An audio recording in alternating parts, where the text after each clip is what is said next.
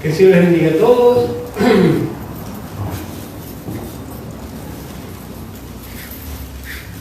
Vamos a continuar con nuestra serie, considerando acerca de las parábolas.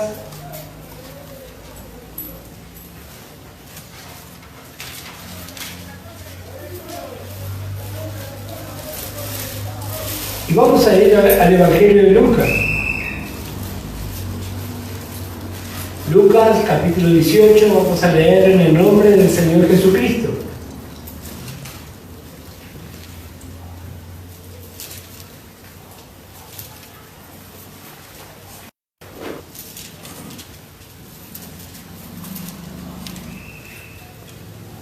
Lucas capítulo 18 y el versículo 1 dice así la palabra de Dios. También le refirió Jesús una parábola sobre la necesidad de orar siempre y no desmayar, diciendo: había en una ciudad un juez que ni temía a Dios ni respetaba a hombre. Había también en aquella ciudad una viuda a la cual venía a él diciendo: hazme justicia de mi adversario. Y él no quiso por algún tiempo, pero después de esto dijo dentro de sí: aunque ni temo a Dios ni tengo respeto a hombre, sin embargo, porque a esta viuda me es molesta, le haré justicia, no sea que viniendo de continuo me agote la paciencia. Y dijo el Señor: oíd lo que dijo el juez injusto.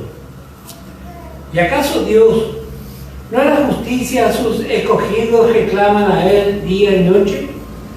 ¿Se tardará en responderle? Os digo que pronto les hará justicia. Pero cuando venga el Hijo del Hombre, ¿hallará fe en la tierra? Lucas capítulo 11 y el versículo 1.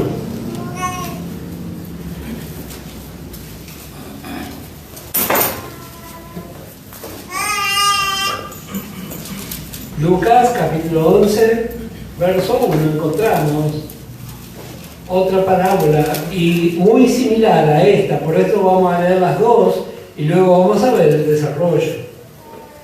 Lucas capítulo 11 dice: aconteció que estaba Jesús orando en un lugar y cuando terminó, uno de sus discípulos le dijo: Señor, enséñanos a orar, como también Juan enseñó a sus discípulos. Y les dijo: cuando oréis, decid: Padre nuestro que estáis en los cielos, santificado sea tu nombre, venga tu reino, hágase tu voluntad, como en el cielo, así también en la tierra.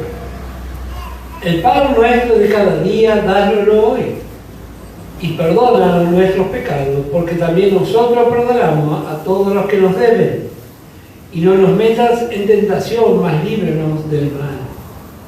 Y les dijo también: ¿quién de vosotros que tenga un amigo va a él a medianoche y le dice: amigo, préstame 3 panes, porque un amigo mío ha venido a mí de viaje y no tengo qué ponerle delante? Y aquel, respondiendo desde adentro, le dice: no me moleste, la puerta ya está cerrada y mis niños están conmigo en cama, no puedo levantarme y dártelos. Os digo que aunque no se levante a dárselo por ser su amigo, sin embargo por su importunidad se levantará y le dará todo lo que necesite. Y yo os digo: pedid y se os dará, buscad y hallaréis, clamad y se os abrirá. Porque todo aquel que pide recibe, y el que busca halla, y al que llama se le abrirá. ¿Qué padre de vosotros, si su hijo le pide pan, le dará una piedra? ¿O si pescado en lugar de pescado le dará una serpiente? ¿O si le pide un huevo le dará un escorpión? Pues si vosotros, siendo malos, sabéis dar buenas dádivas a vuestros hijos, ¿cuánto más vuestro Padre Celestial dará el Espíritu Santo a los que se lo pidan? Vemos 2 porciones y un mismo tema: la importancia de la oración de fe y la oración constante. Bueno, esas son 2 cosas muy interesantes Y estas son dos de las parábolas que vamos a ver esta mañana. Hay una tercera que si nos da el tiempo tal vez también le vamos a considerar. Pero vamos a ver primeramente estas dos porciones, la viuda y el juez y el amigo inoportuno. Bueno, varias cosas ya conocemos acerca de la oración, pero vemos el énfasis que encontramos aquí, la importancia de orar continuamente. Dice, volviendo a Lucas capítulo 18 y el verso 1, también le refirió Jesús una parábola sobre la necesidad de orar siempre y no desmayar. Otra versión dice, nunca perder la esperanza. Hay muchas cosas que se dicen y se han escrito acerca de la oración. Bueno, en primer lugar, todos convenimos que la oración es un acto de fe, ¿verdad? Pero muchos creen que por la forma en que ora, en la forma en que habla, algunos impostan su voz como si fuera un locutor. Bueno, de esa forma va a impresionar a Dios. Bueno, esas cosas no son así. Sin embargo, muchos son así, otros gritan. Bueno, nosotros nos presentamos delante de nuestro Dios como nuestro Padre. Yo digo, si viene su hijo y le habla a los gritos, creo que no le va a quedar muy simpático a nadie. Bueno, pero algunos oran así, a los gritos. Inclusive algunos le ordenan al Señor a los gritos lo que tiene que hacer. Bueno, yo digo que a veces vemos demasiadas cosas pentecostales y tenemos que ser prudentes, porque nos estamos dirigiendo a nuestro Dios. Bueno, todo ese tipo de cosas vamos aprendiendo, pero vamos a ver, especialmente en los escritos del apóstol Pablo, cómo él practicaba su vida de oración. Vamos a ir primeramente al libro de Romanos. Aquí habíamos leído acerca de la importancia de orar siempre. Dice, y no desmayar. La palabra desmayar, tal vez la mejor correcta traducción sería desalentarse. Desalentarse. ¿Por qué Dios muchas veces tarda? Bueno, vemos aquí los ejemplos que el Señor puso. La viuda y un juez injusto. Y en el otro cuadro vemos dos amigos y pone como ejemplo la relación de padres a hijos. Cuando los hijos quieren algo, los que son padres ya saben lo que va a venir. Empiezan a buscar la forma, de una y otra forma, de convencernos de que cambiemos de opinión. Bueno, el Señor tomó estos ejemplos. Romanos capítulo 1. ¿Por qué nos interesa tanto lo que Pablo vivió, experimentó y nos enseñó? Bueno, porque precisamente Pablo es nuestro ejemplo. Y Pablo vivió una vida de mucha oración. Dice Romanos capítulo 1 y el verso 9, porque testigo me es Dios a quien sirvo en mi espíritu en el evangelio de su Hijo. ¿Cuál es la manifestación de alguien que sirve en el espíritu? De que sin cesar hago mención de vosotros siempre en mis oraciones. Esa es la primera manifestación de un creyente en el espíritu. Ora de continuo. Nosotros, la mayoría menos nos cuesta vivir una vida de continua oración. Bueno, Pablo no era así. Romanos capítulo 12 y el versículo 12.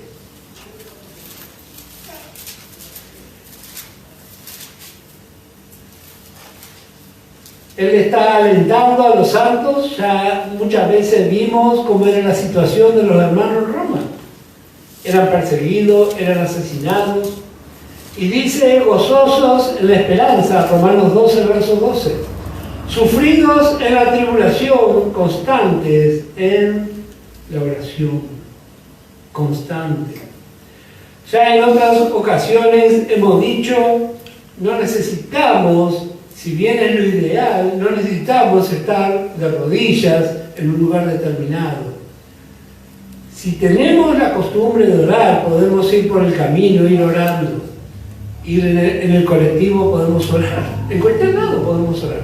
Mientras las hermanas ordenan la casa, puedo orar. Bueno, eso es una sana disciplina. Y por supuesto, nuestro viejo hombre le hablamos de disciplina y no quiere saber nada.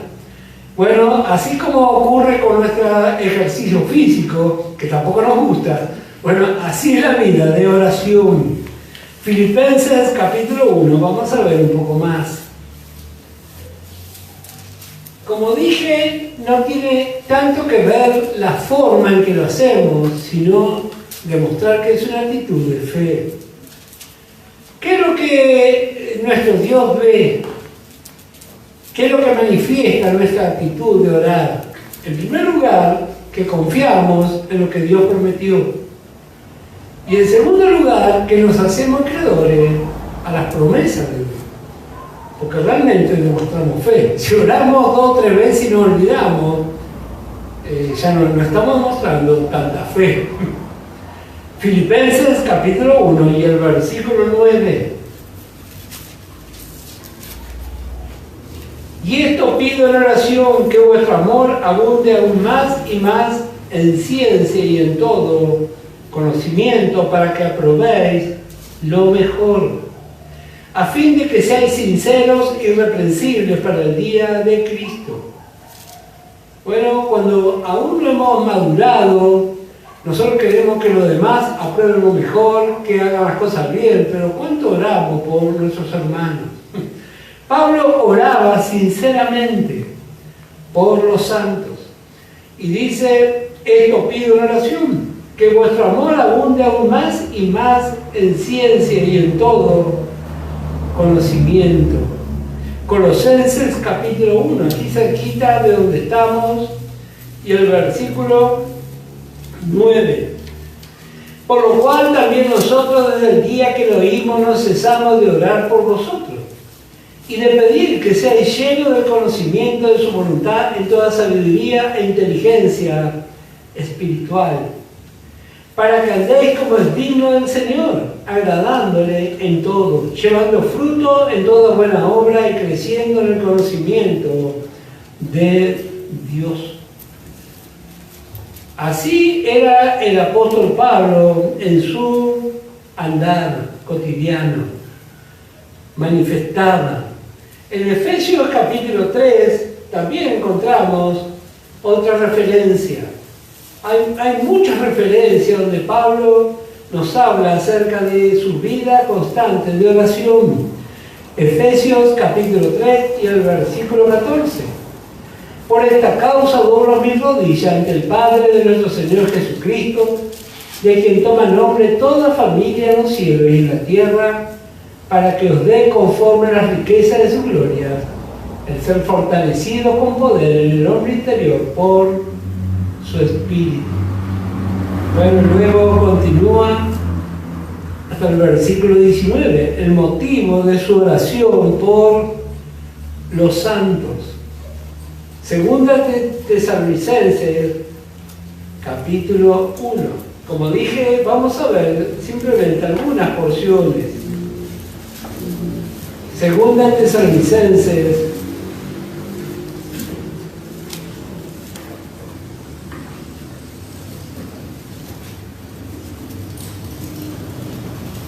y el versículo 11, capítulo 1 de Segunda Tesalonicenses, verso 11, por lo cual asimismo oramos siempre por vosotros, para que nuestro Dios os tenga por digno de su llamamiento y cumpla todo propósito de bondad y toda obra de fe con su poder. Oraba siempre por los santos, siempre por los santos. Bueno, aquí mismo, Primera Tesalonicenses,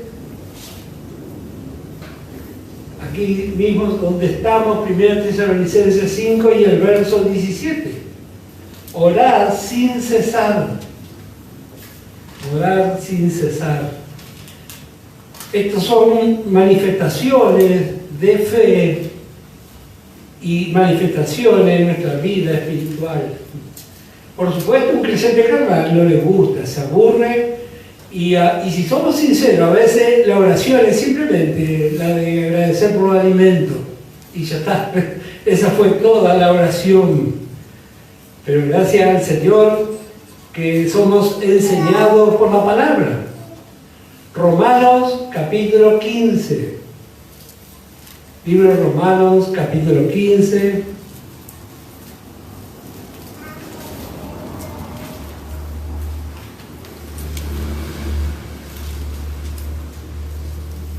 Y el versículo 30. Pero os ruego, hermanos, por nuestro Señor Jesucristo y por el amor del Espíritu, que me ayudéis orando por mí a Dios, que me ayudéis en oración. Vemos la importancia que la oración tenía para el apóstol Pablo. Segunda Timoteo, capítulo 1. Esta es la carta del último tiempo. ¿Se acuerda? Varias veces hemos hecho mención.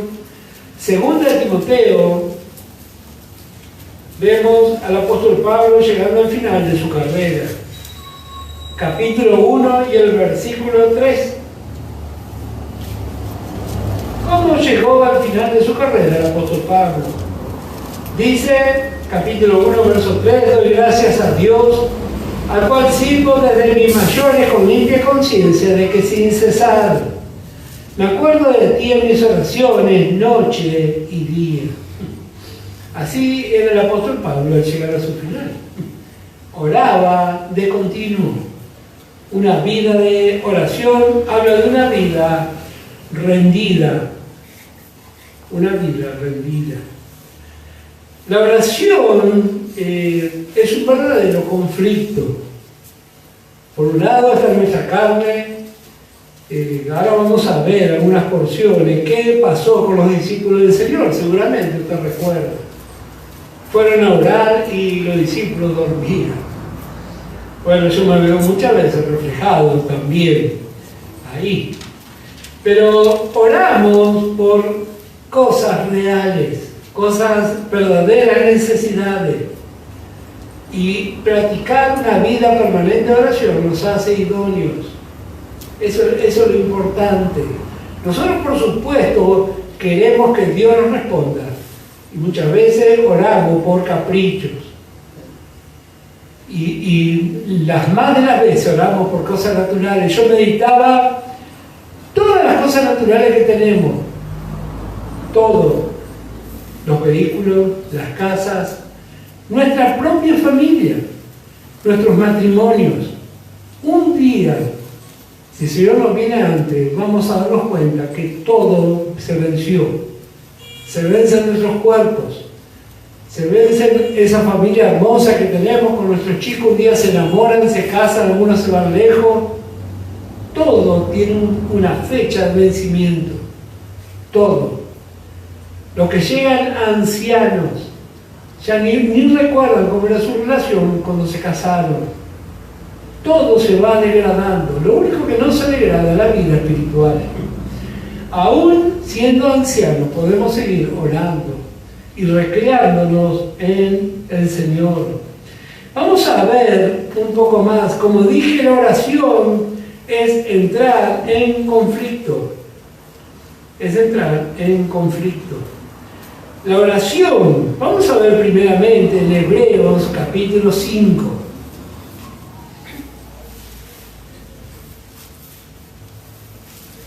Hebreos capítulo 5 y el verso 7. Cristo en los días de su carne, ofreciendo ruegos y súplicas con gran clamor y lágrimas al que le podía librar de la muerte, movido a causa de su temor reverente. Y aunque era hijo, por lo que padeció, aprendió la obediencia. Y habiendo sido perfeccionado, vino a ser autor de eterna salvación para todos los que le obedecen. Esto nos habla de la experiencia del Señor Jesús. En los días de su carne, ofreciendo ruego y súplicas con gran clamor y lágrimas. Si el Señor hizo así, ¿qué queda para nosotros? Vamos a ver en el Evangelio de Marcos. Marcos capítulo 14. Encontramos lo que la palabra de Dios declara acerca de ese hecho. Marcos 14 y el verso 32. Vinieron pues a un lugar que se llamaba Getsemaní, y dijo a sus discípulos: sentados aquí, entre tanto que yo oro. Y tomó consigo a Pedro, a Jacobo y a Juan, y comenzó a entristecerse y a angustiarse. Y les dijo: mi alma está muy triste hasta la muerte, quedaos aquí y velad. Yéndose un poco adelante, se postró en tierra y oró que si fuese posible pasase de él aquella hora. Y decía: Abba, Padre, todas las cosas son posibles para ti. Aparta de mí esta copa, mas no lo que yo quiero, sino lo que tú. Vino luego y los halló durmiendo y dijo a Pedro: Simón, ¿duermes? ¿No has podido velar una hora? Velad y orad para que no entréis en tentación. El espíritu, la verdad, está dispuesto, pero la carne es débil. Otra vez fue y oró, diciendo las mismas palabras. Al volver otra vez los halló durmiendo, porque los ojos de ellos estaban cargados de sueño y no sabían qué responderle. Vino la tercera vez y le dijo: dormid ya y descansad. Basta, la hora ha venido, he aquí el Hijo del Hombre es entregado en manos de los pecadores. Levantaos, vamos, he aquí se acerca el que me entrega. Varias cosas vemos en este cuadro de Getsemaní. El Señor, como dije, está en un verdadero conflicto. Él tenía una voluntad propia. Él tenía una voluntad que la rindió a la voluntad de su Padre. Igual que cada uno de nosotros tenemos nuestra propia voluntad. El problema es que a veces no la queremos rendir. Él oró 3 veces, nos hace recordar del apóstol Pablo. Pablo oró 3 veces que el Señor le quite el aguijón que había en su carne. 3 veces, y tuvo la respuesta. Y aquí vemos este cuadro. Vamos a ver qué más dice Lucas capítulo 22 precisamente acerca de esto. Lucas capítulo 22. Vemos otra porción y el verso 41.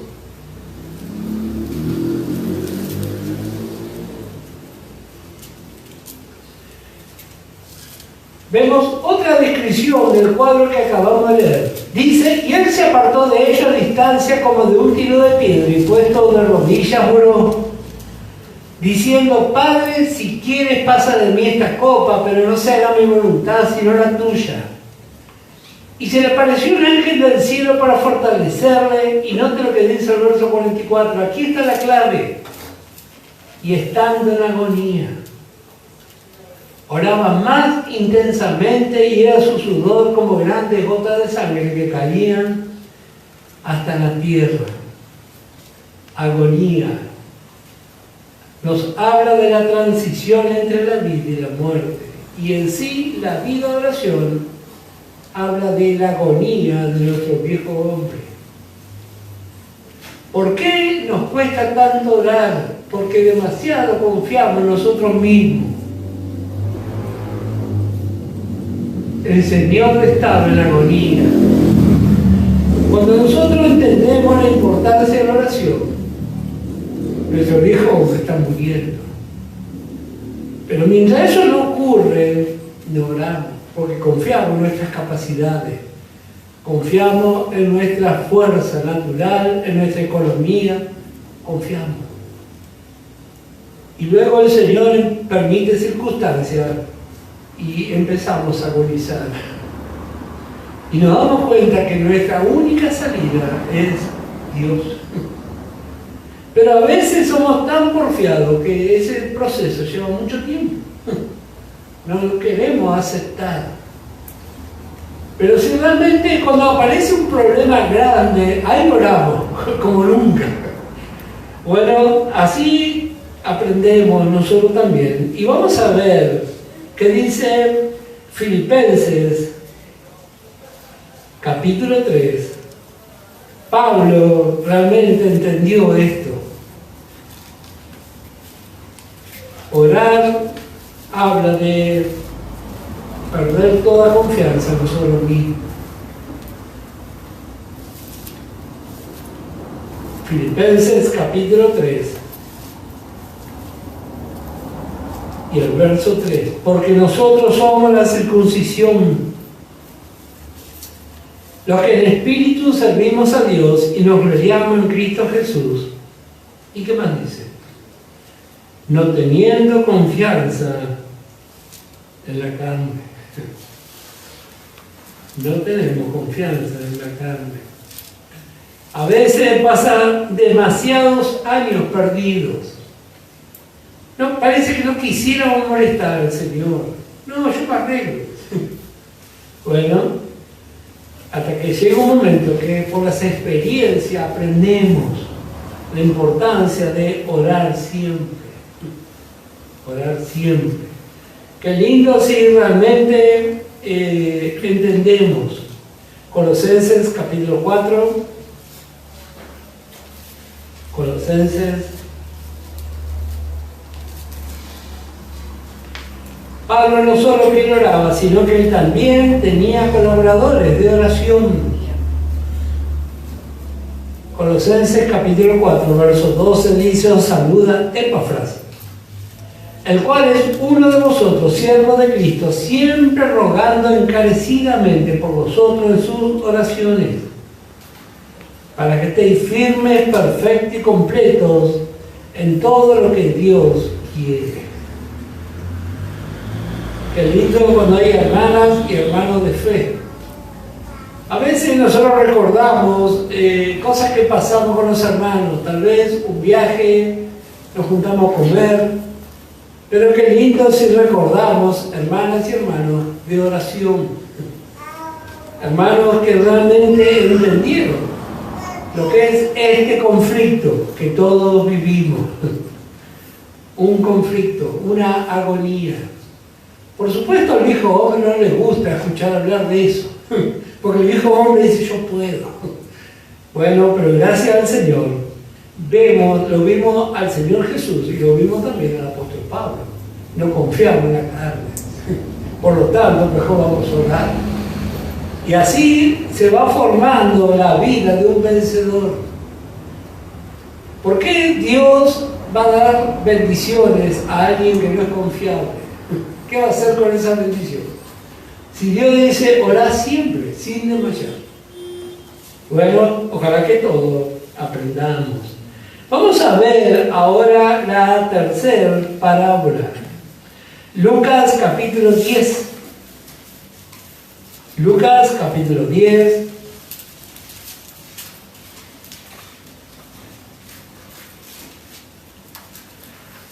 Y el verso 25 lleva por título El buen samaritano. Tal vez otro título que podría tener podría ser La forma correcta del amor. La forma correcta del amor. Varias cosas interesantes encontramos en esta parábola. Dice, versículo 25, he aquí un intérprete de la ley se levantó y dijo para probarle, maestro, ¿haciendo qué cosa le daré la vida eterna? Y él le dijo, ¿qué está escrito en la ley? ¿Cómo lees? Aquel respondiendo dijo, amarás al Señor tu Dios con todo tu corazón y con toda tu alma y con toda tu fuerza y con toda tu mente y a tu prójimo como a ti mismo.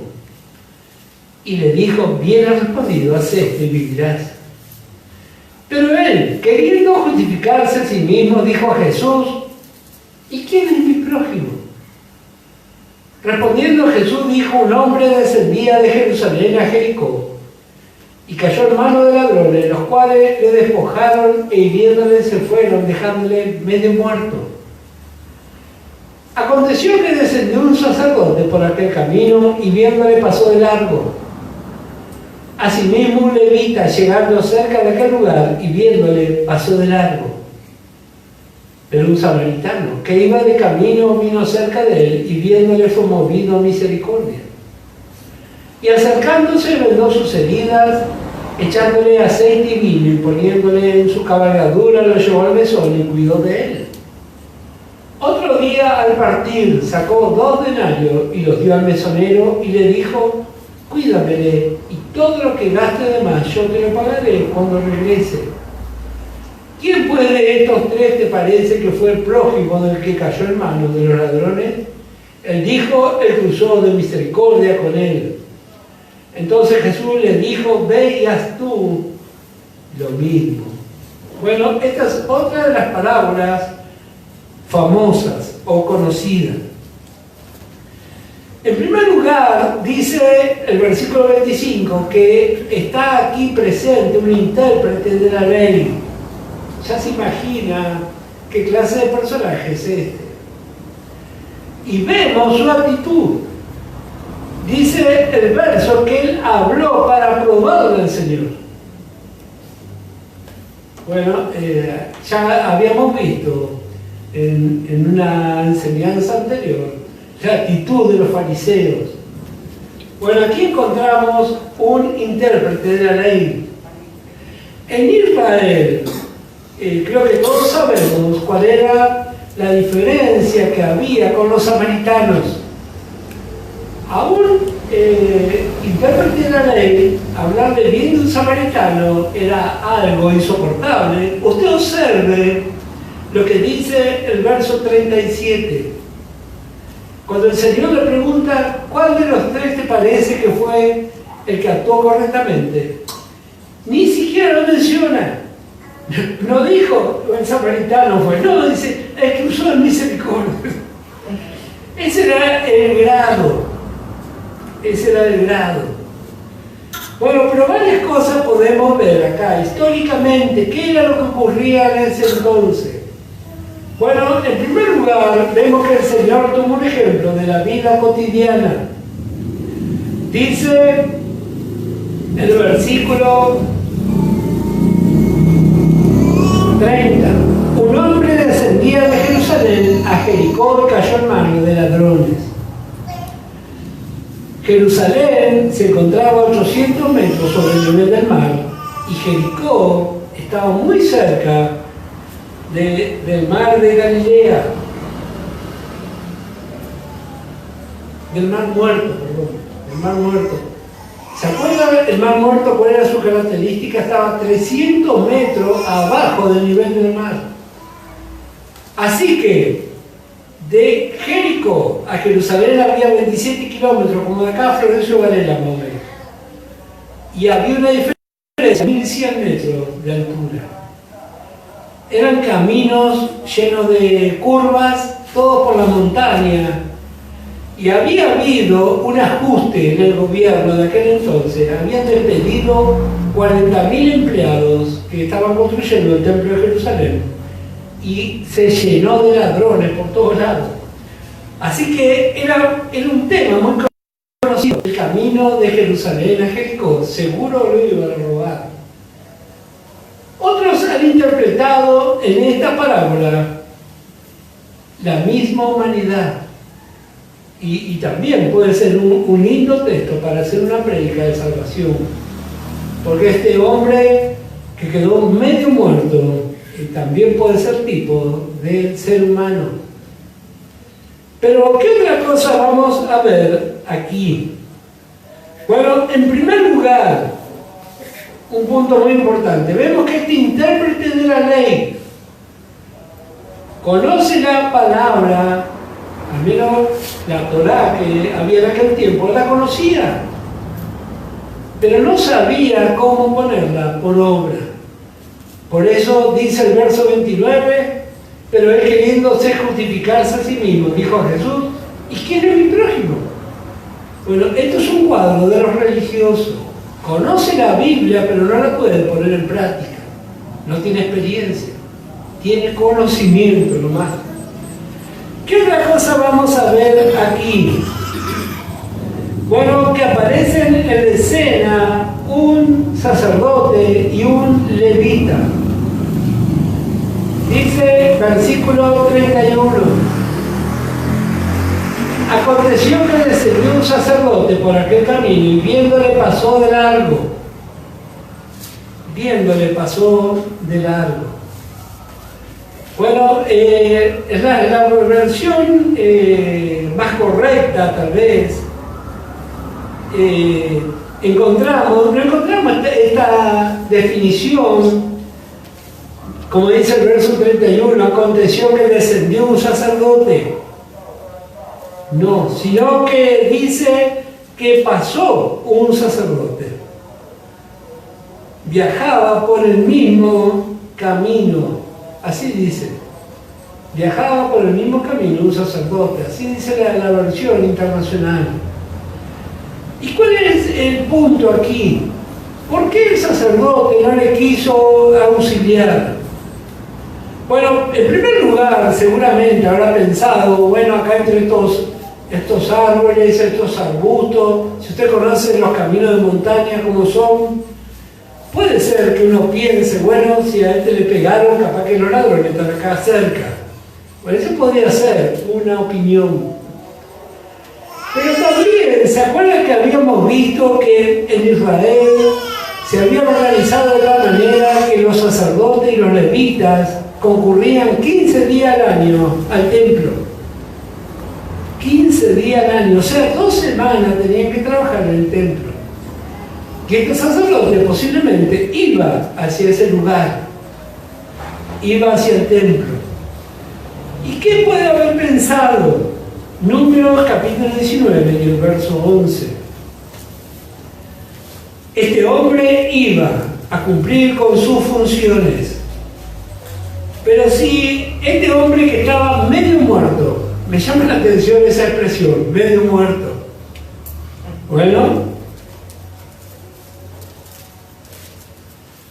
Números capítulo 19 y el versículo 11. Esto puede ser lo que pasó por la mente del sacerdote. Dice, si este hombre se muere, yo no voy a poder cumplir mis funciones. Dice, el que tocare el cadáver de cualquier persona sin inmundo 7 días. Bueno, así el religioso. Siempre hay algo que lo condiciona. No, que me voy a estropear mi corbata, que mi peinado, que mi presencia. Bueno, a veces así también somos nosotros. Vamos hacia la casa de Dios, pero tenemos un montón de legalidad encima. Así era este hombre. Dice, en la versión antigua da a entender que él se alejó del que estaba tirado. Se alejó. Volvemos a Lucas capítulo 10. Dice el verso 31, aconteció que descendió un sacerdote por aquel camino y viéndole pasó de largo. Y atrás venía un levita. Así mismo un levita. El levita habrá dicho, si este pasó de largo, yo también. Este es el problema de los ejemplos. A veces no nos damos cuenta de los ejemplos que damos. El levita habrá dicho, el sacerdote pasó y yo voy atrás de él también. Bueno, así vemos estos cuadros. Bueno, simplemente como anécdota, el número de sacerdotes que vivían en Jericó era de 12.000 en ese entonces.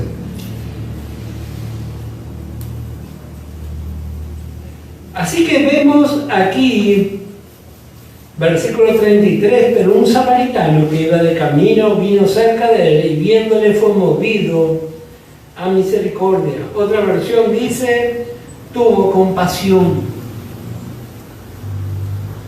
Como dije, esta palabra se podría llamar la forma correcta de amar. compasión. En nuestra vieja creación no existe la compasión. Creo que todos sabemos esto. Nuestra vieja creación es bien mezquina. Y nuestra vieja creación cree que se puede arreglar sola. Por eso el mundo vive sin tener en cuenta a Dios. Bueno, vamos a ver, el Señor Jesús en 3 ocasiones manifestó su compasión, y las 3 encontramos en el Evangelio de Mateo, Mateo capítulo 9 y el verso 36.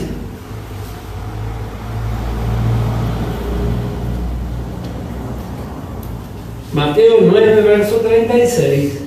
Y al ver las multitudes, tuvo compasión de ellas, porque estaban desamparadas y dispersas como ovejas que no tienen pastor. Una y otra vez vemos en la Biblia que el Señor Jesús, cada vez que vio la necesidad del ser humano, se conmovió. Y nosotros tenemos que pensar por nosotros. ¿Cuál es mi actitud cuando veo la necesidad de otro? A veces nos ponemos a juzgarle. No, dice, este porque es vago, este porque no ora, este porque no congrega. El Señor en ningún momento dijo así. Eso habla de nuestra propia legalidad. Así fue también el sacerdote y el levita. Se fueron. Bueno, aquí vemos que el Señor se conmovió. Mateo capítulo 14. Y el verso 14. Y saliendo Jesús vio una gran multitud y tuvo compasión de ellos y sanó a los que de ellos estaban enfermos. Así que vemos la segunda ocasión que el Señor tiene compasión. Primeramente por los desamparados y dispersos. Luego por los que están enfermos, Mateo 15 y el verso 32. Jesús, llamando a sus discípulos, dijo: tengo compasión de la gente, porque ya hace 3 días que están conmigo y no tienen que comer. Y enviarlos en ayuna no quiero, no sea que desmayen en el camino. Esta es otra cosa que aprendemos. El Señor se preocupa aún por las necesidades naturales. Todos los que trabajamos en la obra del Señor tenemos que fijarnos en esas cosas. Las necesidades del pueblo de Dios.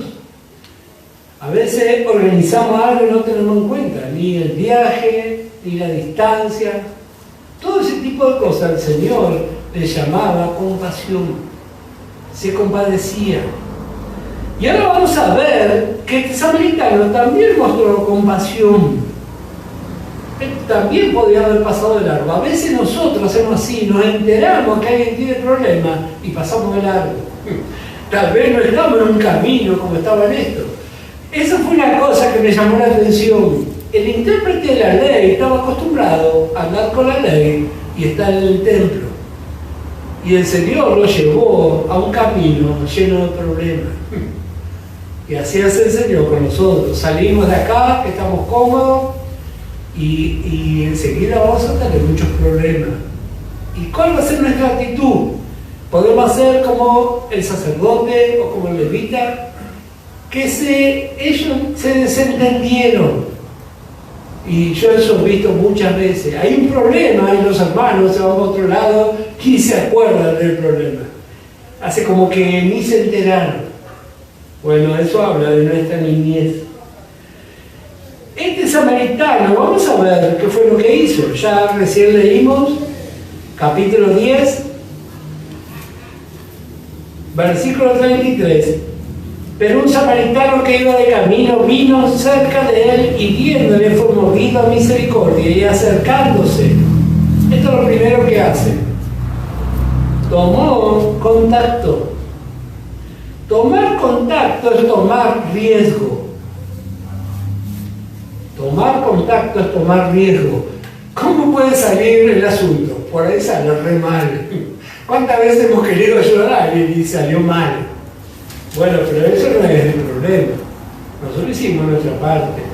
¿Por qué él tomó riesgo? Bueno, en primer lugar, porque podían estar los ladrones ahí cerquita. Bueno, lo podían haber robado él también. Esto habla de la manifestación del amor. Así que, en primer lugar, si hay verdadero amor, va a haber compasión. Y luego va a haber contacto. Tomamos nuestro riesgo. Es imposible amar a alguien sin tomar riesgo. Piense cuando alguien forma una nueva familia. Como decía un hermano, ¿quién le va a firmar un papel que no va a tener problema? Va a tomar su riesgo. Bueno, pero por amor tomamos riesgo. ¿Cuánto más en la obra del Señor? Tomamos riesgo, una y otra vez. El que no entiende nos critica. ¿Pero por qué no seguiste y fuiste por otro lado? No, porque esto forma parte de nuestra madurez. Y en esta manifestación vamos a ver un tercer punto. Este hombre ejercitó su amor al demostrar cuidado por el necesitado. Versículo 34. Acercándose, vendó sus heridas, echándole aceite y vino, y poniéndole en su cabalgadura lo llevó al mesón y cuidó de él. Ejercitó su amor. Siempre nos recordamos cuando leemos 1 de Juan, Dios no envió una carta, ustedes saben cómo lo amo. No, Dios demostró en hechos su amor. Así que vemos varias cosas muy interesantes aquí en la vida de este hombre. En primer lugar, su compasión, su toma de riesgo y su manifestación de amor. ¿Y qué otra cosa vemos aquí? Vemos el énfasis en un punto muy importante. Dice el verso 35, otro día al partir sacó 2 denarios y los dio al mesonero y le dijo, cuídamele y todo lo que gaste de más yo te lo pagaré cuando regrese. Esto es una verdad. No se puede amar sin que cueste. Me gustó esa definición. No se puede amar a nadie sin que lo cueste. Si usted ama a su esposa, muchas cosas va a dejar de lado. Si usted ama a su esposo, va a hacer lo mismo. Le va a costar. Va a tener que pagar un precio por amor. Este hombre sacó de su dinero y pagó. Y así también nosotros, cuando amamos la obra de Dios, va a haber un precio que pagar. Yo a veces veo a los hermanos trabajando aquí, disponiendo su tiempo. Bueno, eso habla también de pagar un precio. A veces es nuestro tiempo, nuestro físico, a veces nuestro dinero, pero se paga un precio por amor. Ni que hablar cuando criamos a nuestros hijos, pagamos un precio. Después los hijos crecen pues ni se acuerdan de los padres, pero pagamos un precio. Si amamos, pagamos un precio. Dios nos amó y pagó el más alto de los precios. Envió a Jesús por nosotros. Y así también nosotros aprendemos. No se puede amar sin pagar o sin que cueste algo. Gracias al Señor. Este hombre dispuso su tiempo, sus manos, sus pies, su bestia, su corazón y su dinero. Qué hermoso cuadro del verdadero amor. Nos hace recordar Filipenses capítulo 2. El apóstol Pablo también amó. Filipenses capítulo 2 y el verso 17. Y aunque sea derramado en libación sobre el sacrificio y servicio de vuestra fe, me gozo y regocijo con todos vosotros. Muchas veces vimos el significado de la libación, era como un chimichurri. Se echaba sobre el fuego y levantaba un perfume muy agradable. Pero la libación no servía más para nada. Y así también en nuestra vida. Gracias al Señor por las hermanas y hermanos de fe que pagan su precio por amor. Gracias a todos los santos, la obra de Dios se sostiene hasta el día de hoy. Se sostiene hasta el día de hoy. Nos damos a nosotros mismos por amor, pagar el precio. A veces me preguntan cómo uno puede estar tantos años casado, felizmente casado. Porque cada uno aprende a pagar su precio. Cuando uno no aprende, no está dispuesto, va a fracasar. Pero gracias al Señor, porque el amor nos enseña así. Así fue el samaritano.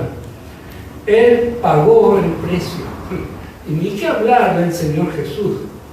Y así como enseñado todos nosotros. Si usted quiere trabajar para el Señor, va a tener que pagar un precio. Va a haber que pagar un precio. Pero lo vamos a hacer con gozo. Lo vemos al apóstol Pablo, lo vemos a los fieles. Pagaron su precio con gozo. Hace poco partió uno. Él podía haber sido un exitoso empresario, pero dejó todo por la obra del Señor. Y así también cada uno de nosotros. Vemos a este varón. Él fue y puso su dinero. Vamos a volver ya para ir terminando. Varias cosas descubrimos aquí. Que el amor no se halla en la religión. Se puede ir al templo y no ver la necesidad. No es el resultado del conocimiento. El otro conocía la palabra y no sabía quién era su prójimo. Bueno,